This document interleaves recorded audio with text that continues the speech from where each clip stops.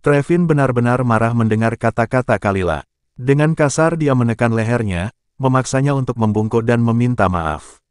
Kalila tidak menyangka Trevin akan bertindak sekejam ini. Tubuhnya kehilangan keseimbangan dan dia jatuh berlutut dengan paksa.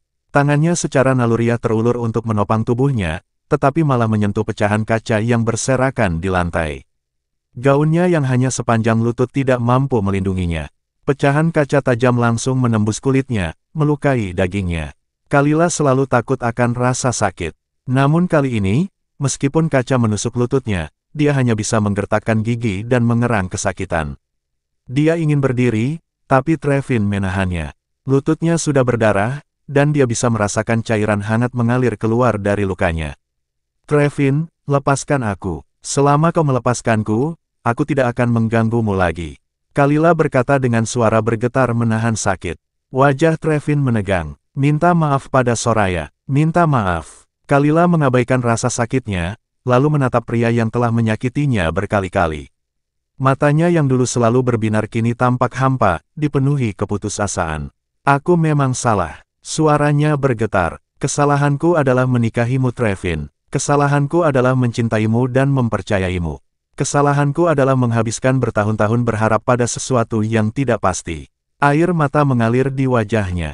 Mata Kalila semakin redup. Rasa sakit di hatinya jauh lebih besar daripada luka di tubuhnya. Hari ini, dia sudah terlalu banyak menangis, semua karena Trevin, semua karena Soraya, semua karena cintanya yang bodoh kepada pria yang bahkan tidak peduli padanya. Trevin tak bisa menahan diri untuk tidak menutup matanya sejenak. Dia tidak sanggup melihat ekspresi itu di wajah Kalila.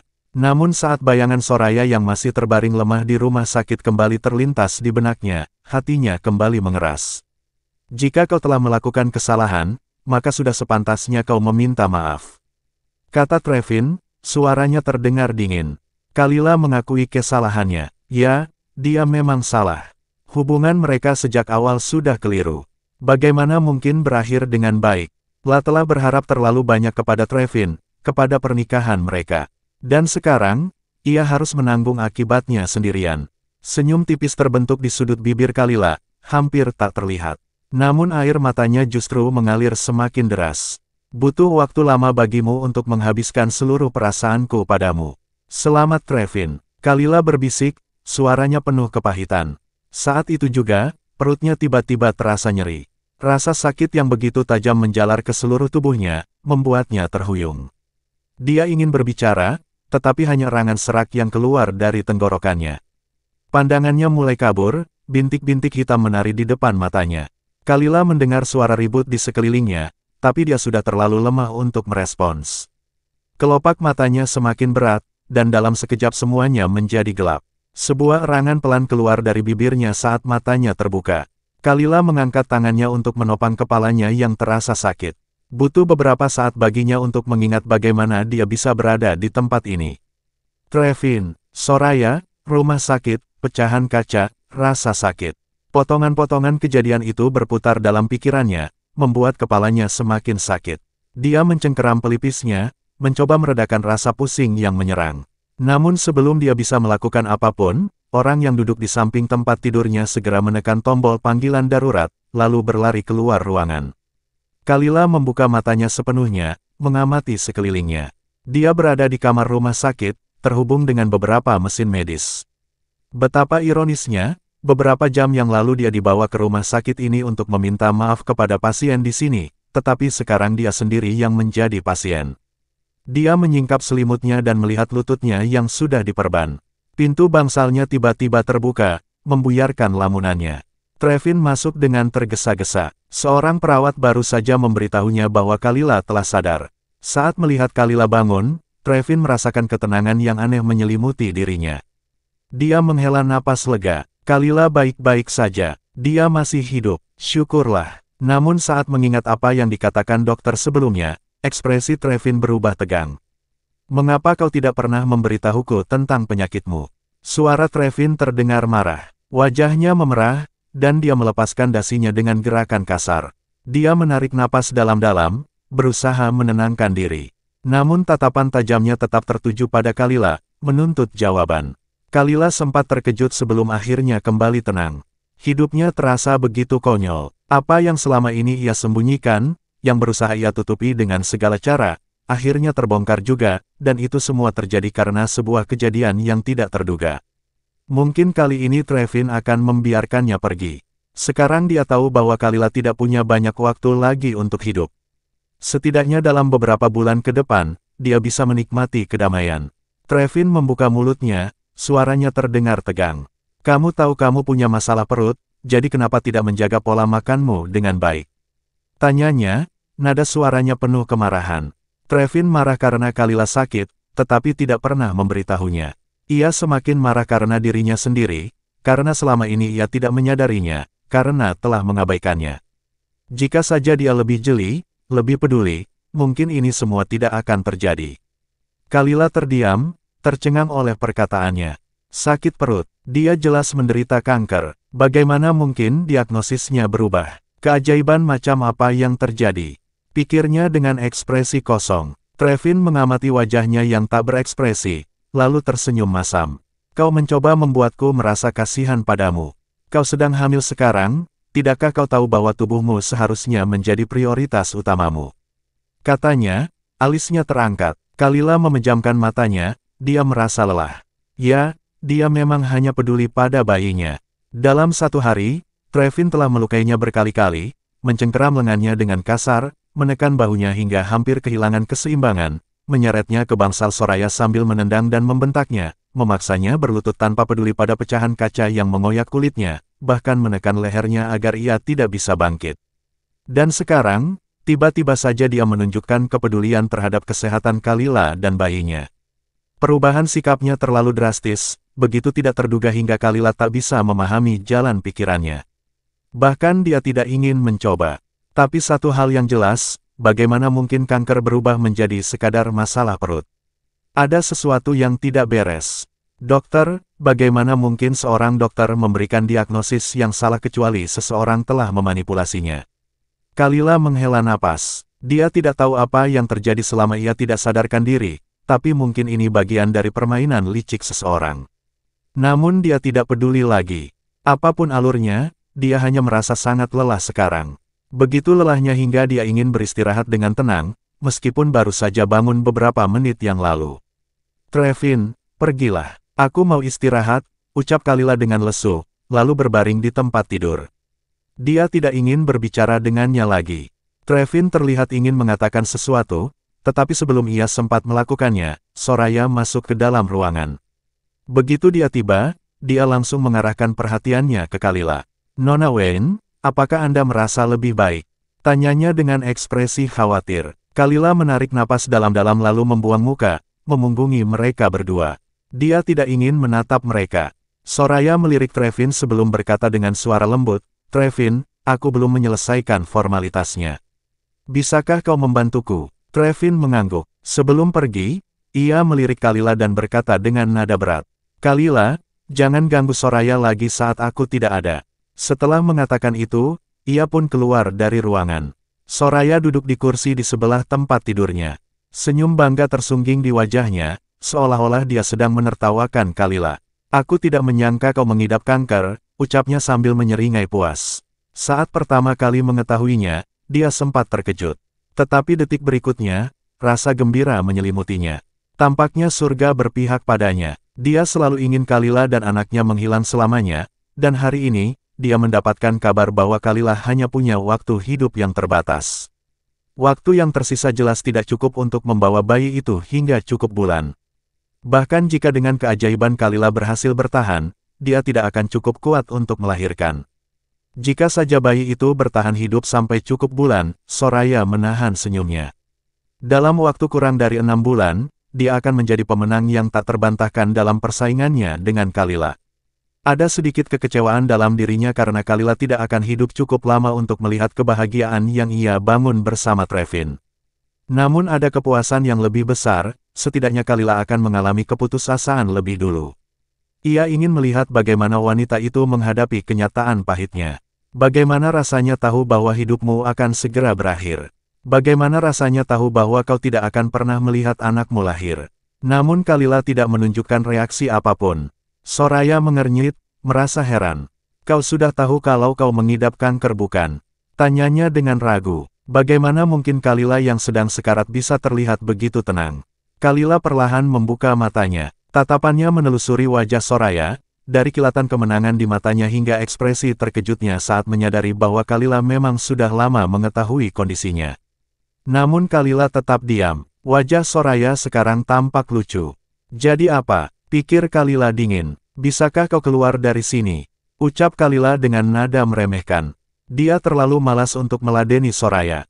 Soraya tertawa sinis, lalu menunjuk Kalila sambil mengejek. Hahaha, jadi kau merahasiakannya dari Trevin juga. Baiklah, aku akan membantumu menjaga rahasiamu. Matanya berbinar penuh kebencian. Aku akan duduk di pinggir lapangan, menunggumu mati. Dan ketika itu terjadi, semuanya akan menjadi milikku. Soraya tertawa puas, seolah-olah kemenangan sudah berada di tangannya. Soraya sedang dalam suasana hati yang baik hari ini. Jadi meskipun Kalila mengabaikannya, dia sama sekali tidak peduli. Dia hanya duduk di sana, merayakan kemenangan yang sudah di depan mata, membayangkan masa depannya bersama Trevin. Namun lamunannya terganggu oleh suara pintu yang terbuka. Dengan cepat Soraya menundukkan kepalanya, menyembunyikan ekspresi bahagianya. Dalam sekejap wajahnya berubah menjadi tampak menyedihkan, seolah-olah dia baru saja dianiaya. Trevin, tolong antar aku pulang, ucap Soraya dengan nada memohon. Trevin melirik sekilas ke arah Kalila yang tampak tertidur. Punggungnya menghadap ke arahnya, jadi dia tidak bisa memastikan apakah Kalila benar-benar tidur atau hanya pura-pura. Namun mengingat kondisi Soraya yang masih lemah, dia akhirnya mengangguk dan membawanya pergi. Begitu mereka berdua pergi, Kalila menghela napas lega. Ketegangan yang menguasai tubuhnya perlahan menghilang, dan untuk pertama kalinya dalam beberapa jam terakhir, dia merasa sedikit lebih baik. Tak butuh waktu lama sebelum akhirnya ia tertidur. Kalila terbangun dengan mata terbelalak. Dia mengedarkan pandangannya ke sekeliling ruangan, mencoba memahami di mana dia berada. Saat matanya menangkap sosok Heston yang duduk di kursi di samping tempat tidurnya, dia terkejut. Namun di balik keterkejutannya, ada perasaan hangat yang muncul dalam hatinya. Bagaimana keadaanmu? Apakah masih sakit? Tanya Heston dengan penuh perhatian. Tatapannya dipenuhi kekhawatiran. Kalila menatapnya dengan bingung. Dia tak menyangka akan melihat Heston di sini. Tidak terlalu sakit lagi, hanya sedikit tidak nyaman saat aku mencoba bergerak, jawabnya dengan suara serak. Tenggorokannya terasa kering dan gatal. Ia mencoba mengangkat tubuhnya untuk mengambil gelas di meja samping tempat tidur, berharap air dapat sedikit meredakan ketidaknyamanan itu. Namun tubuhnya terasa berat, butuh lebih banyak usaha dari yang dibayangkannya hanya untuk sekadar bergerak. Rasanya seperti semua tenaganya menghilang, dan otot-ototnya mati rasa. Setiap gerakan kecil membuat tubuhnya menegang, dan ia mengerang pelan akibat rasa sakit yang menyertainya. Namun sebelum ia bisa memaksakan dirinya lebih jauh, Heston dengan sigap bergerak. Dia segera menopang punggung Kalila dengan satu tangan, membantunya duduk dengan lebih nyaman. Kemudian dia mengambil gelas dari meja dan menyodorkannya ke bibir Kalila. Kalila terlalu haus untuk menolak kebaikan hati laki-laki itu. Dia menerima bantuan itu tanpa ragu dan meneguk abis air dalam gelasnya. Setelah meneguknya, tenggorokannya terasa lebih baik. Apakah kamu masih ingin minum lagi? Tanya Heston. Kalila menggelengkan kepalanya. Setelah itu Heston meletakkan gelas kembali ke meja, membenarkan posisi bantal di belakang punggungnya agar dia bisa duduk dengan lebih nyaman. Lalu dia beranjak untuk mengambil tas yang dibawanya. Aku membawakanmu bubur kayu manis. Aku sudah bertanya kepada dokter, kamu bisa memakannya sekarang, ujarnya sambil tersenyum. Kalila ragu sejenak sebelum akhirnya mengangguk. Sekarang setelah tenggorokannya terasa lebih baik, kesadarannya pun semakin meningkat. Sepertinya, saat ia tertidur, Heston datang dan menemaninya. Wajahnya langsung memanas saat menyadari bahwa seseorang telah duduk di sampingnya dan memperhatikannya tidur. Dia merasa malu sekaligus bersalah. Meskipun dia pernah menyakiti Heston, pria itu masih peduli padanya. Aku benar-benar orang yang jahat, pikir Kalila dalam hati. Terima kasih atas makanannya Heston. Aku akan baik-baik saja sendiri. Kau bisa pulang dan beristirahat. Besok kau pasti sibuk, kau butuh istirahat sebanyak mungkin, ujar Kalila dengan lembut. Dia sudah cukup merasa bersalah atas interaksi terakhir mereka. Kalila masih ingat ekspresi sedih Heston saat dia mengusirnya. Dia juga masih mengingat betapa terluka hatinya saat Trevin membawanya pergi dari apartemen Heston. Namun sekarang orang yang sama justru ada di sini, membawakannya makanan dan menemaninya. Kantor sedang sepi akhir-akhir ini, jadi aku akan menemanimu makan. Kita punya banyak hal yang harus dibicarakan, jadi aku akan tinggal sebentar, kata Heston sambil tersenyum. Kalila tanpa sadar ikut tersenyum. Baiklah, Heston menatapnya dengan serius. Tidak baik bagi tubuhmu jika terus seperti ini, memendam semuanya sendirian, katanya perlahan. Heston ingin Kalila melampiaskan semua yang ia pendam, semua rasa sakit yang ia rasakan. Namun Kalila tidak tahu harus berkata apa. Dia bahkan tidak tahu bagaimana menjelaskan apa yang membawanya ke rumah sakit ini. Jadi dia memilih untuk mengabaikannya. Bagaimana kau tahu aku ada di sini? Tanyanya mencoba mengalihkan perhatian Heston. Aku punya teman dokter yang bekerja di sini. Dia yang memberitahuku, jawab Heston dengan nada yang tiba-tiba berubah dingin. Sebelumnya, dia telah menanyakan kondisi Kalila kepada dokter yang menanganinya. Namun jawaban dokter itu hanya sebuah gelengan kepala disertai dengan kata-kata yang menyedihkan. Trevin benar-benar kejam. Kenapa dia harus menyiksanya sampai seperti ini? Terima kasih, ucap Kalila ringan. Saat ini, dia tidak tahu harus berkata apa lagi selain kata itu. Heston mengeluarkan semangkuk bubur dari tasnya dan meletakkannya di atas nampan di depannya. Ini bagus untuk perutmu dan menyehatkan tubuh. Jadi makanlah sebanyak yang kau mau. Ini juga baik untuk anak-anak, ujarnya sambil membuka tutup piring dan mengambil sendok. Dia mengaduk bubur itu perlahan, lalu tersenyum kecil. Buka mulutmu lebar-lebar, godanya mencoba membuat suasana lebih ringan. Heston memperhatikan bahwa Kalila terlihat jauh lebih kurus daripada terakhir kali mereka bertemu. Dan entah kenapa, dia merasa bahwa itu semua adalah salahnya.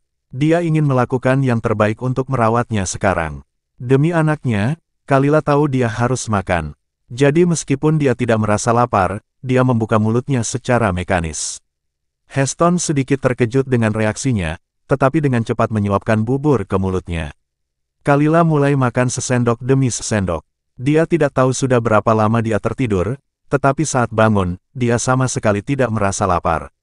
Namun semakin banyak ia makan, semakin ia menyadari betapa kosongnya perutnya. Dan sebelum ia menyadarinya, semangkuk besar bubur itu pun habis.